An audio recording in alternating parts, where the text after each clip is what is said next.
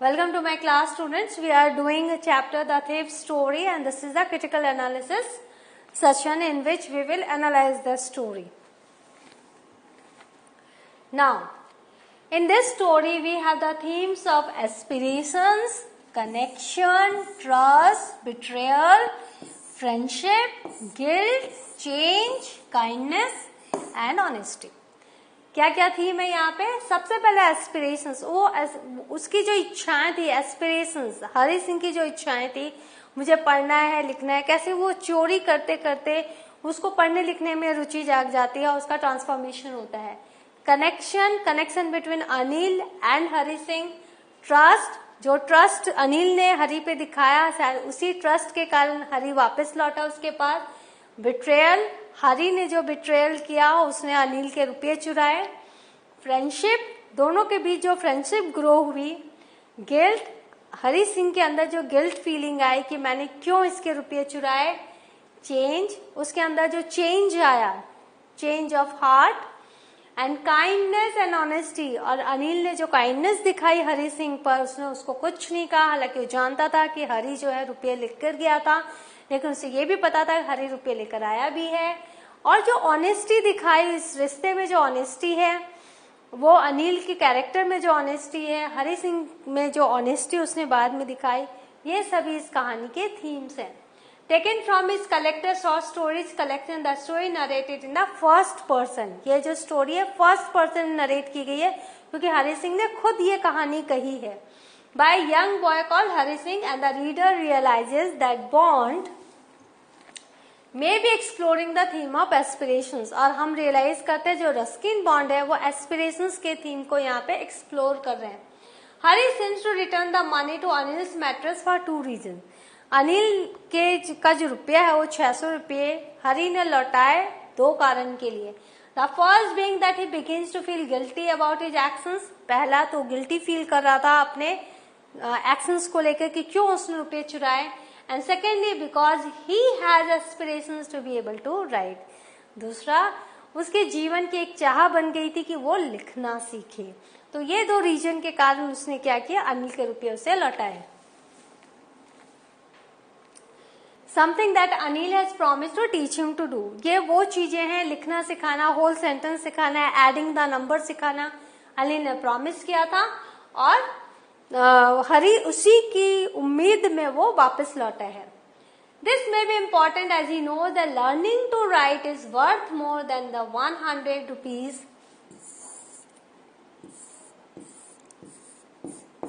Then the 600 rupees that he has stolen from Anil. Hari को यह realisation हो गई थी कि लिखना सीखना उसकी जो वैल्यू है वो ज्यादा है इन 600 रुपयों से जो कि उसने अनिल के पास से चुराए हैं. It is also possible that Hari Singh knows that he is betraying Anil. और ये भी पॉसिबल है कि हरि को ये फील हुआ कि वो उसे धोखा दे रहे हैं अनिल को.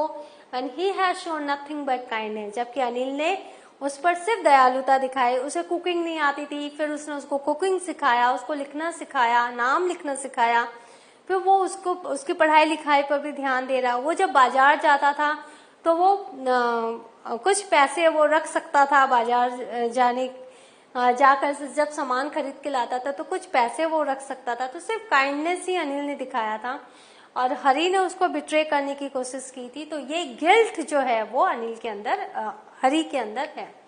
इट इज एज दो both Anil and Hari Singh have formed a friendship. ऐसा लग रहा था कि दोनों के बीच में एक फ्रेंडशिप ग्रो हुई है, which makes it harder for the thief to rob Anil. और यही फ्रेंडशिप ने वो हरि सिंह जो चोर है उसके लिए कठिन बना दिया कि वो अनिल को लूट सके. The friendship grew with the promise by Anil that he will look after Hari Singh as soon as he start receiving money. और ये जो प्रॉमिस है वो, ये फ्रेंडशिप कैसे और मजबूत हुई, क्योंकि अनिल ने प्रॉमिस किया कि जब उसको पैसे मिलने स्टार्ट हो जाएंगे तो वो हरि सिंह को मंथली पेमेंट दे सकता है. तो इससे क्या हुआ, एक ट्रस्ट, एक फ्रेंडशिप, एक बॉन्डिंग उन दोनों के बीच में स्टार्ट हुई. The plot of the story revolves around a young thief. तो प्लॉट क्या है, वो चोर के इर्द गिर्द ही घूमती है. Bond is highlighting how children like Hari Singh are forced to rob people in order to survive. तो बॉन्ड ने क्या हाईलाइट किया, पहले ही हमने बताया सिंपल प्लॉट है लेकिन मैसेज इसका बहुत यूज है। बॉन्ड ने क्या हाईलाइट किया कि ऐसे उन बच्चों पर ये प्लॉट आधारित है जो अपने सर्वाइवल के लिए लोगों को लूटते हैं, चोरी करते हैं। For Hari Singh robbing has become something that he naturally does. वो 15 साल में चोरी करना उसके लिए ऐसा हो गया था जैसे कि बड़ी आसान सी चीज है। And he has been practising his craft for a long time even though he is still a young boy 15। सिर्फ 15 साल का है लेकिन कई सालों से वो इस चोरी का काम कर रहा है, तो एक बिल्कुल एक्सपीरियंस्ड हैंड वो है। The climax is when Hari feels guilty about robbing Anil. Climax कब आता है, जब हरी गिल्ट फील करता है कि उसने क्यों अनिल को लूटा। The most trusting person he has ever met, वो अनिल जो कि मोस्ट ट्रस्टिंग पर्सन है जिससे वो कभी मिला है, आज उसके अलावा उसने कभी आज तक इतने ट्रस्ट करने वाले लोग से उसकी मुलाकात नहीं हुई थी। It is a turning point as he has begun to realise that other things are more important than money.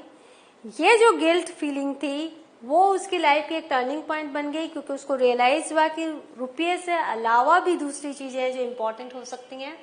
Things like being able to write whole sentences, कैसी चीजें, पूरी की पूरे वाक्य को लिखना सीखना।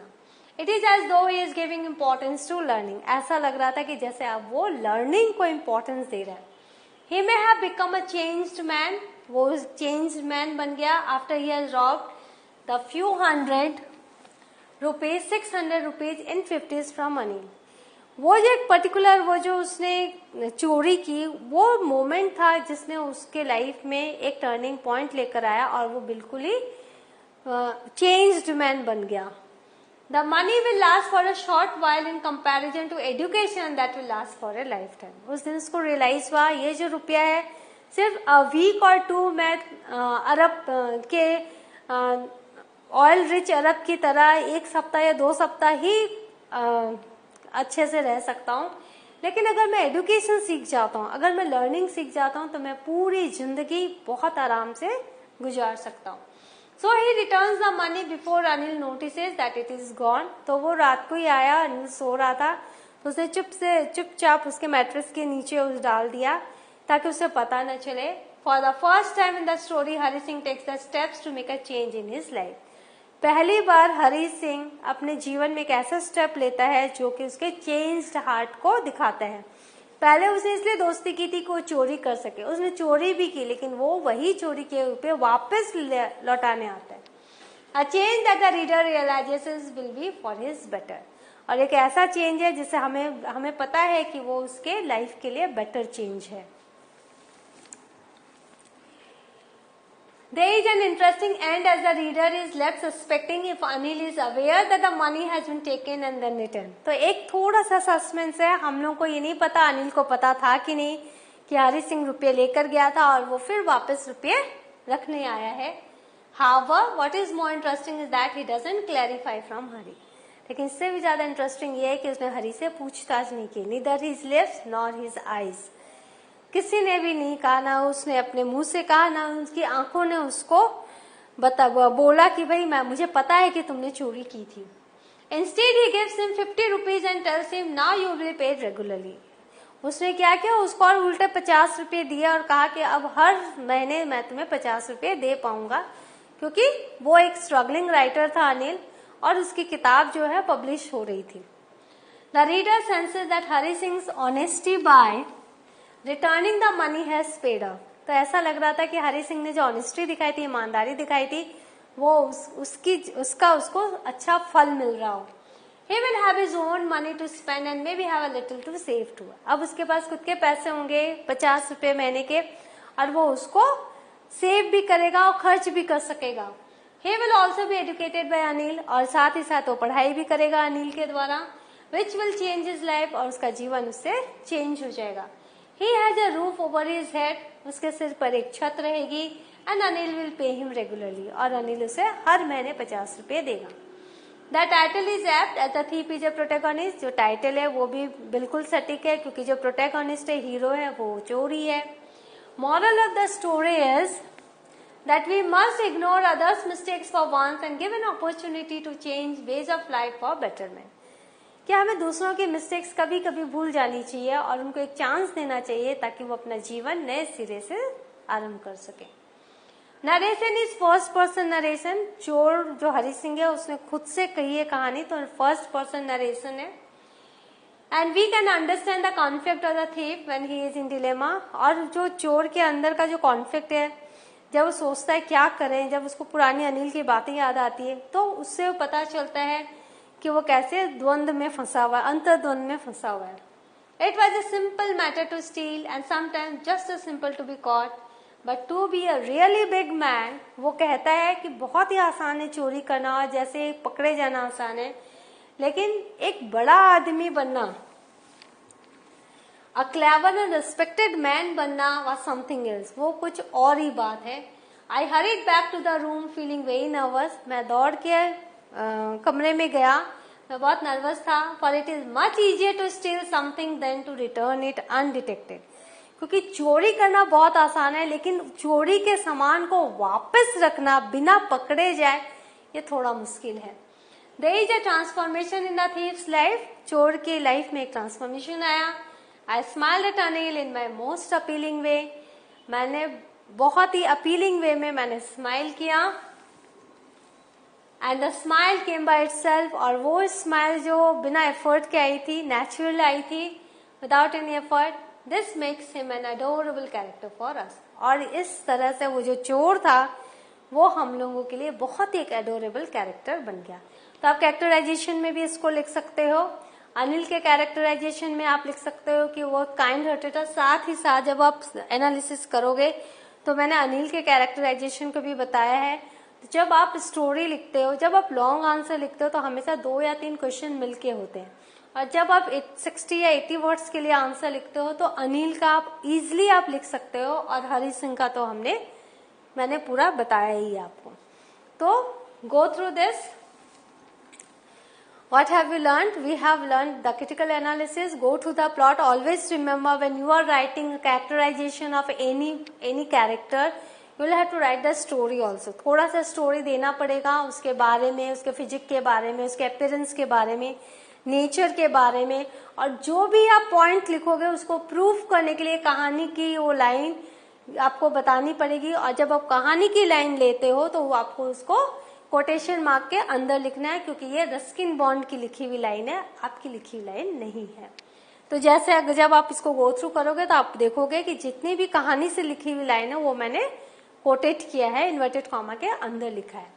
सो in the next class I shall do the question answer of this chapter. Till then have a good revision of this critical analysis, go through it and then try to write the answers of all the questions that have been given to you in your question papers. In the next class, I shall be with the question answer of this particular chapter. Thank you.